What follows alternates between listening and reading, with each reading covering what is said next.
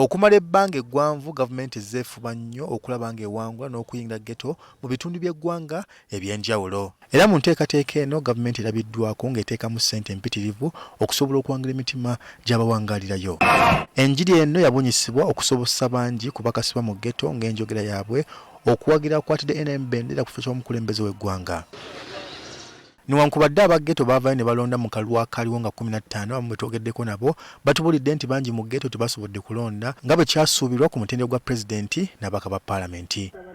Mark Bugembe amanyiddwa ennyo nga Butcherman ng'ono ye muwabuzi wa pulezidenti ku nsonga za ghetto atubulidde nti bangi ku bavubuka mu nzigotta tebafuna ndagamuntu. Abasinga obungi tebalonze nga balowooza nti singa abana abalonze singa abana ababadde endagamuntu bayinza okulonda nnyo Bobi Wine abadde balinamu nga nti bamubuuzo oli waawa katugeze nti oli w'ekatwe naye wajja otya mu katwe yavaaluwa najja mu katwe amazeemu emyaka nga 4-5 nga takyasobola te kuddayo ku kitundu kye gy'ayinza kulondera nti addeyo Arua Maracha alonde ng'alina kulondera mu katwe muno mu Kinyolo kati nga bagenda bamubuuza ebimukwatako famire ye nga Munnayuganda niyo mba namugoba ku layini namugamba gwedde mabbali kubanga banamuwa akakonge ne national ID okulonda bamusuubiriza okuba nti asobola okuddamu ati n'alonda ani Bobi Wine kavuyo akabaddeyo mu kulonda wansi. Kuno kosa n'okuba nti tebakola kimala okuyingizamu abakulira ghetto zino okubakubiriza baveeyo balonde. Bano ba ghetto youth abasinga obungi mu ghetto eyo balina bakomanda baabwe abakubiriza okugenda okulonda nga tebabateeka mu structures zino zennyini ezibaddewo nga babajjamu ng'ate bakkiririza muntu nti katugeze nga Scorpion mu ghetto nti oba komanda kaka okitegedde nti waliyo abantu abalina okubeera mu ghetto structures nga tebaliimu ate nga bakomanda b'amaanyi nnyo ku ground ng'asobola okugamba nti mugende mulonde President we Kaguta Museveni mugende mwewandiise mugende mu nkalala mukebera amannya gammwe. Mark Olure ng'asula mu ghetto tayawukanye nnyo ne Bugembe ono agambye nti ensonga ya ndagamuntu yasiba bangi mu ghetto so nga era tebasomesebwa na kubikwata ku mugaso gwayo mu kaseera k'akalunga kano. Nga badde katugeze abadde ba registering national IDs sirabangako mu ghetto yonna nga waliwo aba national ID abatudde naye ate mu bitundu ebirala babeerayo mu business centers bajjayo n'ebiringa ebyo naye mu ghetto ate ne batusuubira ffe okugenda gye bali. Zino ensi za njawulo bbiri mu nsi emu ghetto n'ensi eno eya bulijjo za njawulo era n'endowooza za njawulo n'abasinga batya.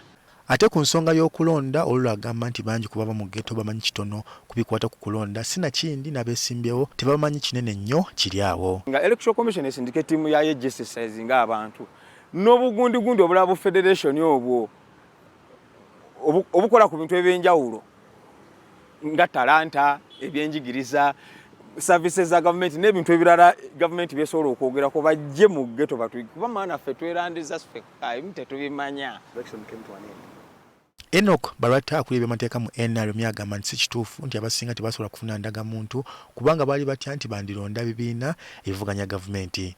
Era twafunyemu abantu abazirina naye tebakoze eki tebalonze so ekyo si kituufu nti bayinza okugaana okuwa omuntu endangamuntu olw'okwekengera nti ayinza okukubira omuntu omulala akalulu. Baratakkiriza nti kituufu bangi ku bano tebafunye kusomesebwa kumala kubikwata ku ndagamuntu. Nga endangamuntu nga tebanatandika n'okutuwa zino empya ezajja ndowooza omwaka oguwedde oba mwaka guli waliyo endangamuntu nyingi nga 7,000,000 abantu tebafaayo nagenda zikima nira nerangira abanange mu kimendangamuntu za expiring nga abantu tebakoze eki tebazikimye.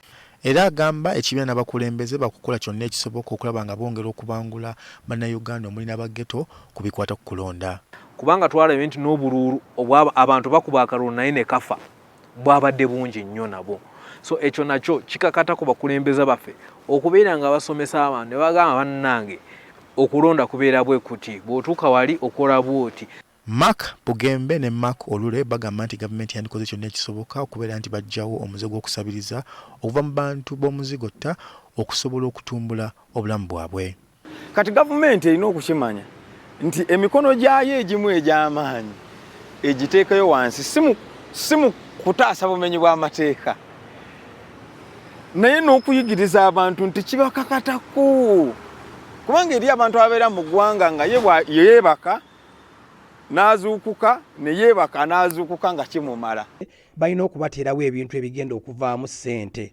Balina okuba ne programs zino eza skilling nti bano abakyala b'omu ghetto balina ebintu ebakola nti baluka ebibbo, baluka emikeeka. Era twasuubiza nti n'essente za PDM zijja kwongerwako. Gambe eyo yonna nkola eraga nti omukulembeze waffe Yoweri Kaguta Museveni n'ekibiina kya NRM bamalirivu okulaba nti abantu baffe bagibwayo mu bwavu. Oba oli mu ghetto, oba oli mu kyalo, oba oli mu kibuga mu tawuni wakati. Raymond Tamale, NTV Akawungezi.